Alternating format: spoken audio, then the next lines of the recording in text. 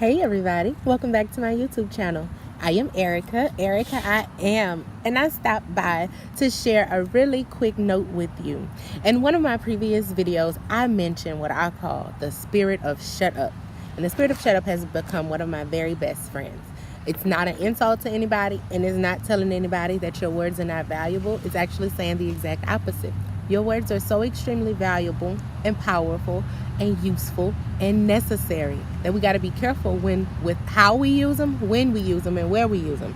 Sometimes it's good to withhold your word. Sometimes we're in these situations with people who wouldn't understand us even if we tried explaining, and we exhaust ourselves trying to get them to see our point of view, trying to get them to understand. And most relationships fail because of these types of arguments. But instead, choose the spirit of shut up.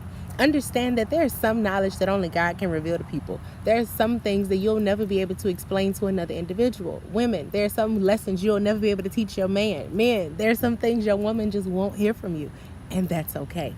So learn to operate in the spirit of shut up. This also helps when you're dealing with authority. Because if you're anything like me, when you know you're right, and you know you're right, you want everybody to know you're right.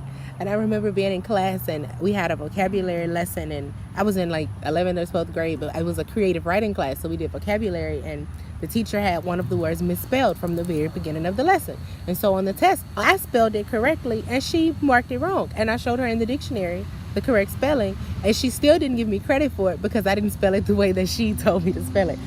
And on one hand, I'm like, why can't you just admit that you're wrong? But on the other hand, I had to understand she's an authority. And if she says spell it this way, just spell it this way, get your grade.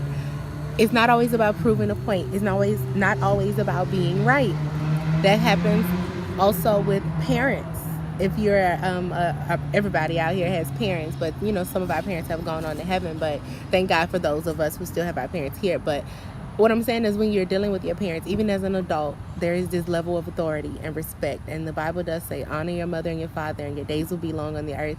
I'm all for that. That means sometimes I choose to just zip it, because sometimes mama or daddy is saying something and I may feel differently about it, or they may be wrong, or they may be pressing on a nerve, and I may want to revert to old Erica, and I may want to pop off, and I may want to be a spoiled brat about it or fuss about it, but it doesn't make that okay. So we must know when to use our words and when to keep our words.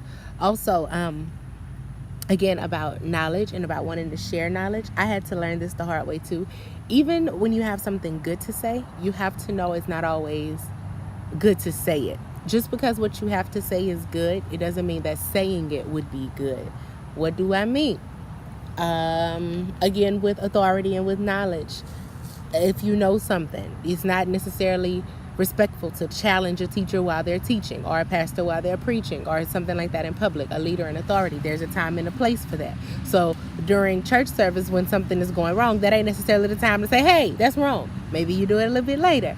So the spirit of shut up isn't necessarily saying don't speak at all. It's basically just knowing when to use your words for the good, for the edification, because that's what it's for, right? It's, if what you're saying isn't to make anybody better, you shouldn't be speaking at all anyway. Like mama said, if you don't have nothing nice to say, don't say anything at all. But even when you have something nice to say, you gotta watch it, because sometimes what you say, even if it's nice, it can come off flirtatious, and we don't need all of that confusion. We don't want to become a crutch in somebody's life, or we don't want to be flirty. And I had to learn that I'm very energetic, and I love to give people compliments, and I love to tell people when they look good. And I learned the hard way that makes people think that I want them or that I'm flirting. And I had to tell a lot of people recently, especially older men, like, oh, you look nice in your suit. They thought that meant I want them. Like, nah, you're old enough to be my pawpaw. You just look nice in your suit.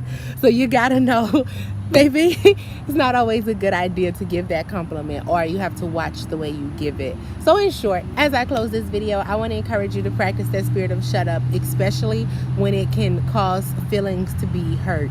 If you are in a relationship, you know what I mean. When you get to that point when you got something to say to your mate, but saying it is going to start an argument, spirit of shut up.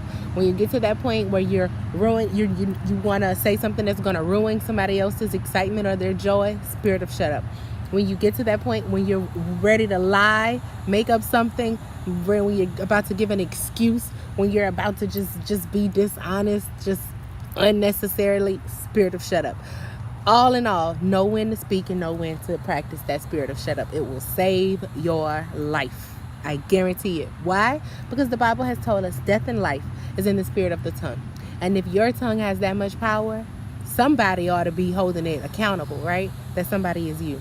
And I just told you why to hold it accountable, because it's powerful. And I just told you how it's powerful. So you got no excuse. You got to hold yourself accountable now. You got to be that guard. You know, we ask the Holy Spirit to be the guard, to be a watch of our lips, to keep the right things from coming, the right things coming out and the wrong things from coming out. But all in all, you got free will. And you talk to this mouth, through this mouth, and your brain talks to this mouth more frequently than you allow anything else to. So you must hold yourself accountable. And when you fail, when you know that you've said the wrong thing, don't let somebody else tell you. You got to get with yourself and correct it. Stop waiting on correction to come from the outside. Humble yourself enough, mother yourself enough, love yourself enough to know when you have been wrong. But all in all, I love you, and I'm so glad you tuned in. As always, I'm going to remind you to live in love, let love live, because love really is all we have, right? This video is inspired by love, and even the spirit of shut up is backed by love. Have a great day.